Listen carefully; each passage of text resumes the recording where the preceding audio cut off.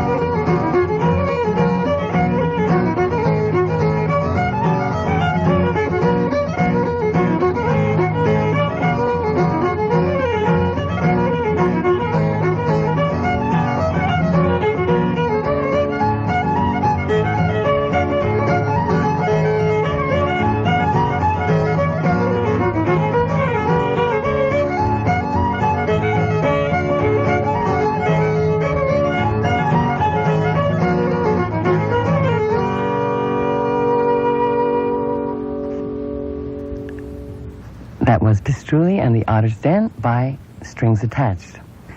Welcome, Jeannie Hewson, Wanda Crocker, Christina Smith. Hi, Mary. How long have you been together as a group? Far too long. Jeannie, I didn't know that. Actually, I haven't been together that long at all, Mary. I'm just getting it together. That's a loaded on question. my agenda for 93. How long have you known each other then? All our lives. Yes, forever. Yeah. No, we've known each other about 10 years, I guess, a little more. But we've only been playing together, the three of us as a group, well, a little less than a year, I suppose. Mm-hmm. Tell me a little bit about your own individual backgrounds in music. Like what? Jeannie. My God, how boring. Hang on, now, how did I get into music? Well, I started piano when I was 5, and I guess I picked up the guitar when I was 15 and started to sing folk songs. That's when I took an interest in traditional music. And then in 1982, I became a member of a group named Barking Kettle, and that's when I met Wanda Crocker, and that started our musical association at that point. And that group traveled quite extensively, if I remember. You were at the Vancouver Folk Festival and Hamilton Folk Festival? You guys went to Edinburgh too, didn't you? Yeah, we were at the Commonwealth Games Arts We Festival. had a lot of fun. Would you say that that's one of the highlights of your career? Together? No, I'd say the highlight of our career was playing at the Rainbow Lounge in Branch. Fabulous. So, Christina, tell me a little bit about your musical background. I see you have an incredible list of credits to your name. Well, thank you. Well, I guess I started my musical career back when I was very small. When I guess I grew up in a musical family. My father used to make us sing songs in the car to keep us quiet when we were kids. We used to go camping a lot. So I... Too bad it didn't work. That's a little bit of a contradiction. Well, I mean, it kept us from squabbling, I guess. But consequently, I knew Lukey's Boat and the Moonshine Can before I knew Twinkle Twinkle. And so I guess I just came by it naturally, grew up with it. Tell me a little bit about the Liar's Song and the Musical Priest. Well, the Liar's Song, I guess the best description for it would be a ditty, which is kind of a song that you would have made up to amuse a child and makes little or no sense. And it's about, well, it's a liar's song, so it's basically a pack of lies, and that's what it's meant to be. As for the Musical Priest, the girls could probably tell you more about that than I could. I think it's an Irish tune. Yeah, it's an Irish reel. It's, a 3-part tune, and it's a nice driver B minor tune.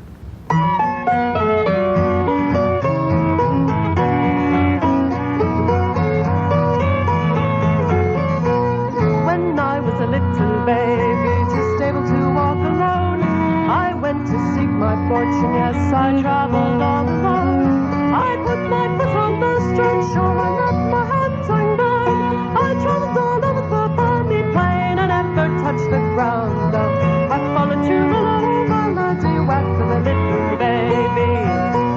I met a giant on me way, so lofty and so high.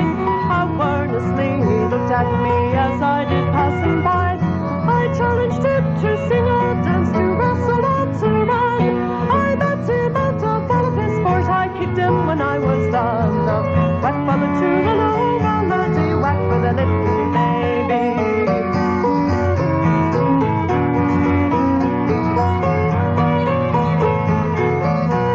I bought myself a coal black dog, as you might plainly see.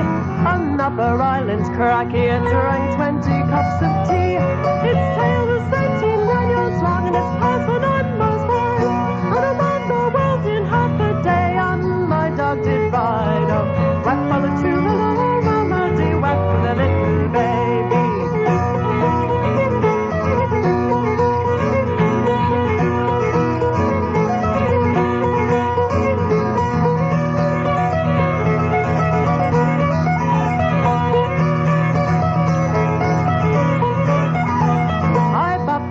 A flock of sheep, and all of them were wethers.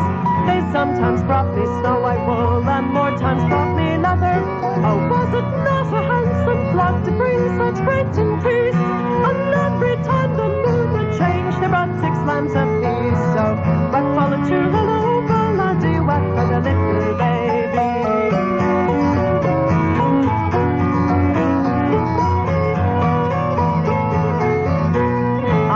Myself a coal black hen, as you might plainly see.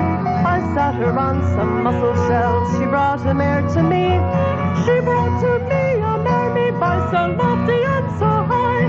And anyone who sings this song must surely sing a lie. Oh, whack followed to the low melody, whack for the little baby. Whack followed to the low melody, whack for the little baby.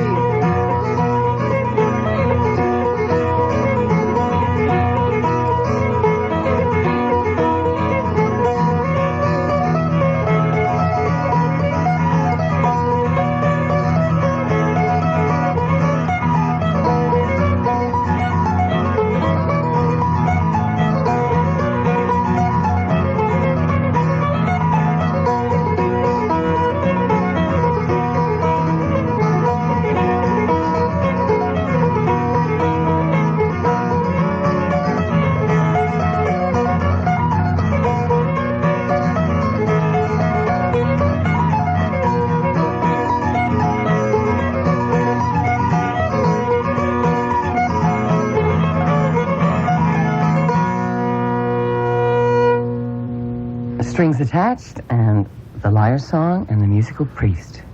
If you just tuned in, this is Keynotes, and I'm Mary Barry, and today my guests are Strings Attached. That is Jeannie Hewson, Wanda Crocker, and Christina Smith. The all-women band. Yes. So what's it like performing as an all-women band? I bet you could tell me 130 things, but let's start with what are the advantages? Well, one major advantage is that we don't have any men in the band. Explain yourself, Jeannie. No, I mean, that's not really fair. I've worked in bands where there have been men. But I must confess that the majority of the bands I've been in have had a large percentage of women. The Barton Kettle, when we first started off, we had 3 women and 2 men. So I'm used to working mostly with women. So you're in the minority. I suppose, yeah. How has the audiences reacted to this phenomenal thing that you are an all-woman band? For starters, you're performing instrumental music also. Mm-hmm. Yeah. I mean, we often think of female musicians as your token singer and get up and sing a few songs, but we're not as used to seeing women getting up and playing instruments like cello and fiddle, mandolin, and guitar. I mean, you play all these instruments. That's a very colorful combination of instruments. So how does the audience react when they come in and they see like 3 women playing all these instruments? And Well, people generally, when they come to hear us, they know what they're getting. They know us. They're coming to hear us because they know who we are and what we do. We'd love to have more people come, you audience out there.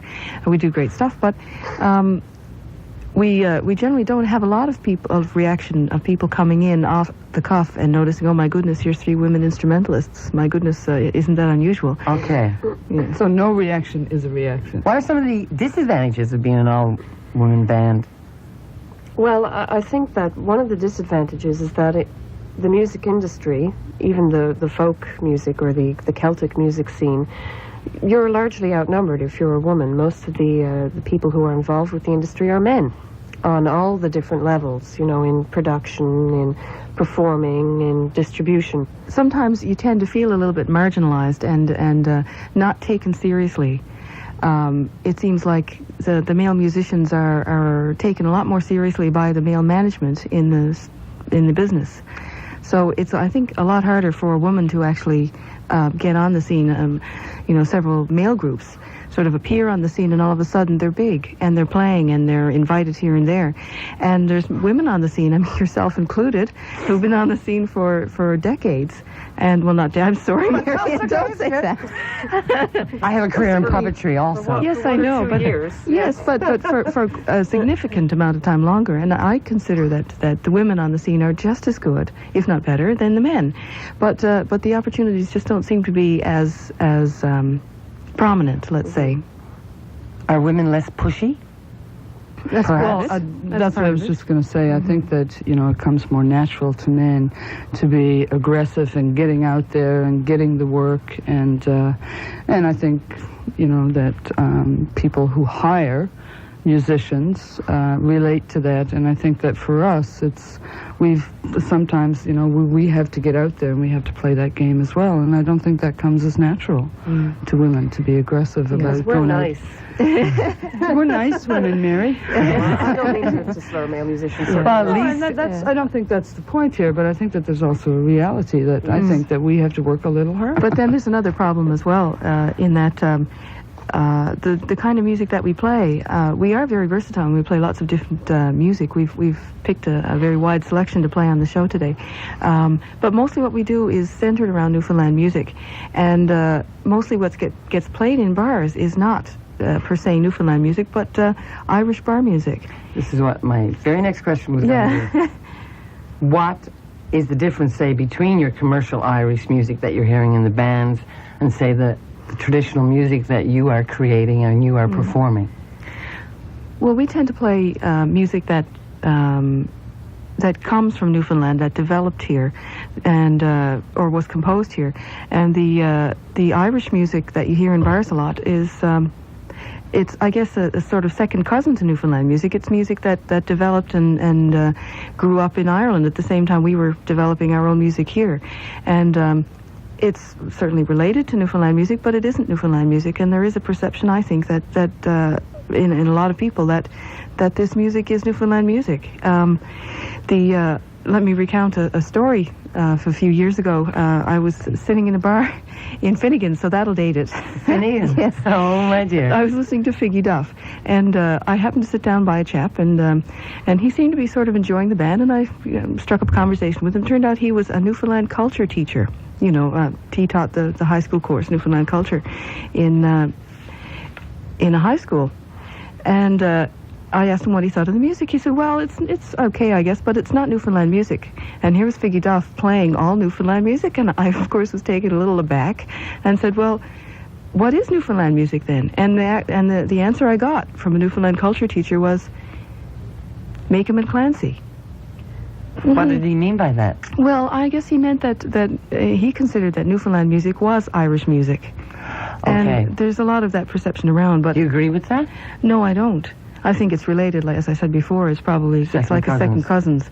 And certainly there's a lot of Irish roots in Newfoundland, and but there's other roots in Newfoundland music as well. When people ask you what kind of music do you play, or how do you qualify the kind of music do you play, like a bar owner asking you that, what is your answer? I'd say Newfoundland traditional, mostly. That's by and large what we do. I think one of the other things that the band is trying to do is... if you take a sampling of songs on an Irish record, you look at 10 different Irish records in a music store, you'll see most of the same songs recurring all the time. Yeah. So what we're trying to do is take some of the Newfoundland songs, perhaps, that are a little less well known, and preserve them and present them to the public as well, songs that perhaps people would not have the opportunity to hear as often. Also, I think a lot of our music has a very kind of delicate balance to it. Yeah, we can play the rah, rah, rah reels, and, you know, we can get that kind of energy up, but we also play a lot of Newfoundland music with a different kind of texture that...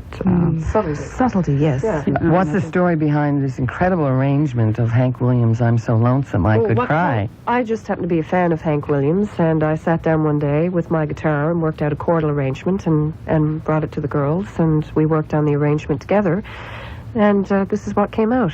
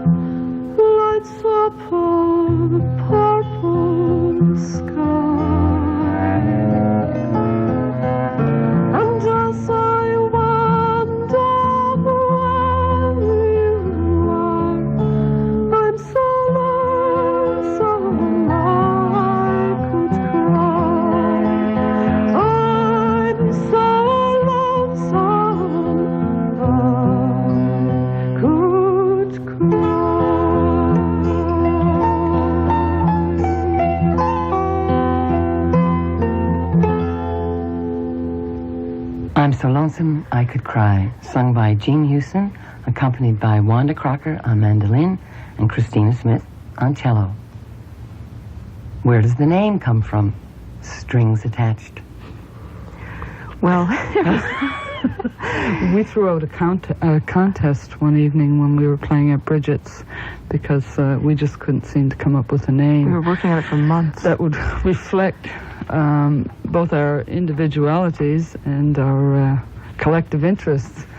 So we threw it out to the audience, and I believe somebody came up with it. They were supposed to get a tape, but I don't think they ever did. No, because so if you're out there and you remember that, call 1-800. Strings Attached. Yeah.